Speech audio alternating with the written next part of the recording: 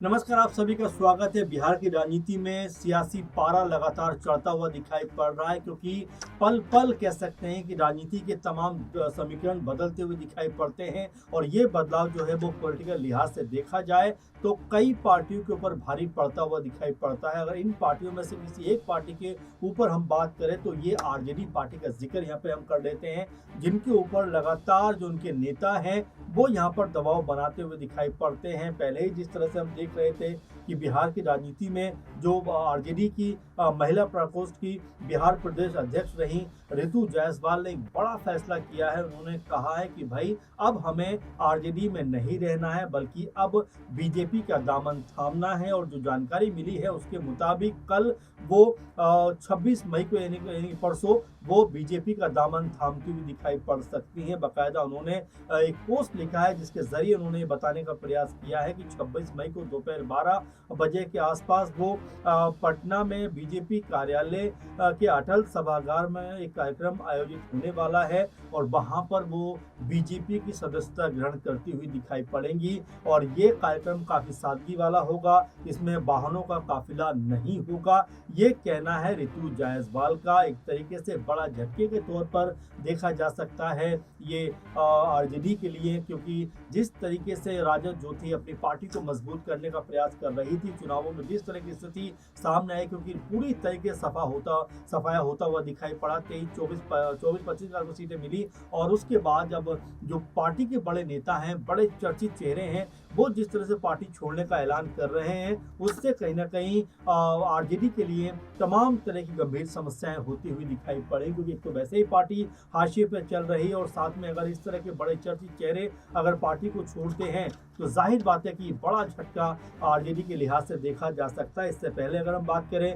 तो खेसारी लाल यादव जो बीते विधानसभा बीजेपी चुनावों में बीजेपी के खिलाफ चुनाव में उतरे थे, वो भी अब बीजेपी के में शामिल होने की उनकी बातें चल रही हैं। क्योंकि खेसारी लाल यादव जो है बीजेपी के अध्यक्ष नितिन नवीन से मुलाकात करते हैं, बातचीत करते हैं। हालांकि ये बातचीत जो है वो ये कहा जा रहा है खेसारी तरफ से कि भाई मैं राजनीति अब नहीं करूंगा, पहले राजनीति करके देख ली। लेकिन इस बातचीत का मतलब बताते हैं कि भाई मैंने उनसे मिला नहीं था अध्यक्ष बनने के बाद, तो उनको बधाई देने के लिए आया हूँ। तो ये बात तो खैर खेसारी कहते हैं, लेकिन ये बात उतनी सरल दिखाई नहीं पड़ती जो खेसारी जिस तरह के सरल शब्दों में इसको कहना चाहते हैं। क्योंकि हर मुलाकात का अपना कोई ना कोई मायने होता है और जिस तरह से खेसारी लाल यादव की मुलाकात नितिन नवीन से हुई है, उसको लेकर हर कोई ये कहता हुआ दिखाई पड़ रहा है कि अब खेसारी भी तमाम भोजपुरी स्टार्स की तरह, जिसमें पवन सिंह हो या मनोज तिवारी हो, रवि किशन हो, इन सब तमाम बड़े बड़े चेहरों की कह सकते हैं कि पद चिन्हों पर चलते हुए दिखाई पड़ रहे हैं।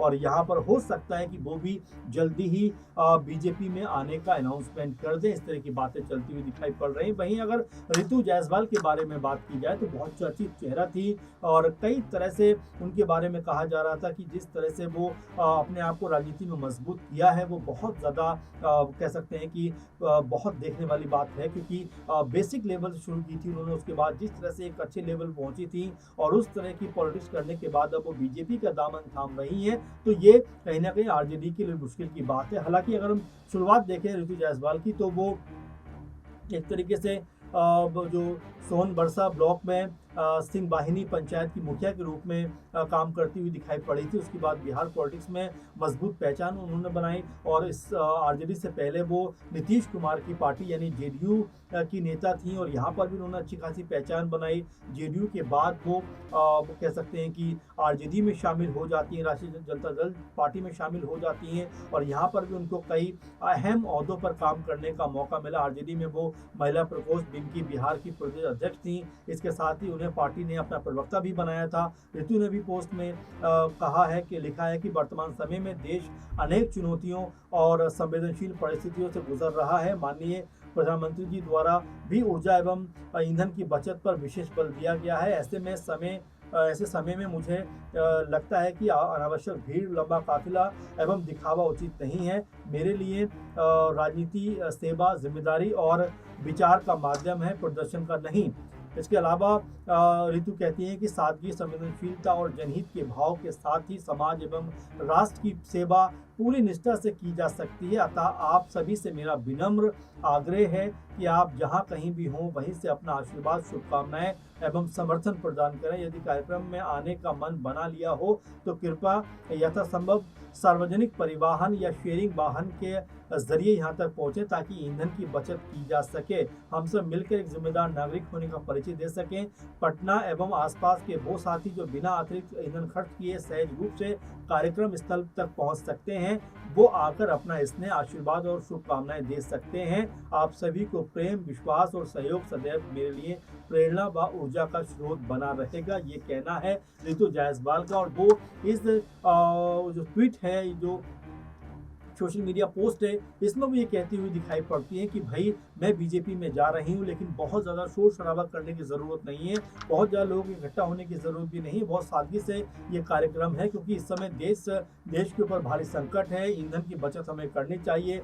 तमाम तरह के अपने इस ट्वीट में वो मैसेज देती हुई भी नजर आती है। लेकिन अगर हम रितु जायसवाल की बात करें तो वो हाजीपुर की रहने वाली हैं, सामाजिक कार्यों में एक्टिव रही हैं। 2016 में जैसा मैंने बताया कि मुखिया रही, उन्होंने शिक्षा, स्वास्थ्य और महिला सशक्तिकरण जैसे विषयों को लेकर अपने क्षेत्र में बहुत काम किया।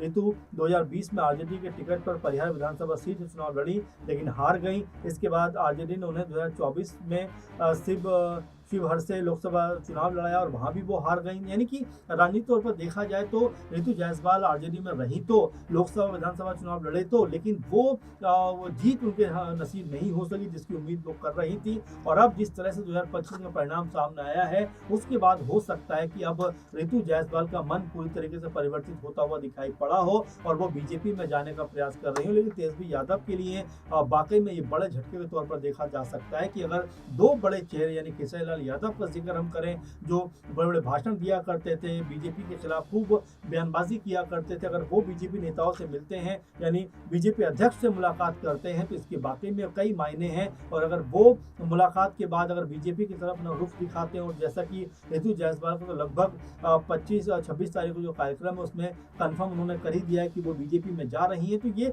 आरजेडी के लिहाज से देखा जाए तो उनको अपने नेताओं को मजबूत करने की जरूरत है, ताकि इस तरह की कह सकते हैं कि माहौल में, इस तरह के वक्त में अपने आप को संभाले रखें ताकि कोई भी पार्टी उनके ऊपर आसानी से सहनमाई ना कर सके। क्योंकि आरजेडी पार्टी अपने आप को दोबारा मजबूत करने में लगी हुई है। सब लोग मान के चल रहे थे कि भाई 2025 में आरजेडी को मजबूत जनाधार मिलेगा, मजबूत तरीके सत्ता में बैठेगी, लेकिन जब रिजल्ट सामने आता है तो पता चलता है कि 24-25 सीटों पर आरजेडी जो है वो सिमटती हुई दिखाई पड़ती है। अब ऐसे में कई तरह के सवाल यहाँ पर इस बात को लेकर उठ जाते हैं कि जब आरजेडी की हालत वैसे ही पहले खराब है और ऐसे में भी अगर केशरी लाल यादव और रितु जायसवाल जैसे नेता अगर बीजेपी में जाकर शामिल होंगे तो ये आरजेडी के लिए बहुत बड़े झटके के तौर पर देखा जा सकता है। तो फिलहाल जिस तरह की लगातार बातें चल रही सोशल मीडिया पर कि क्या आरजेडी के लिए ये मुश्किल वक्त है, तो बिल्कुल ये कहा जा सकता है कि वक्त तो आरजेडी के लिए बेहद मुश्किल है और साथ में अखिलेश यादव के लिए, क्योंकि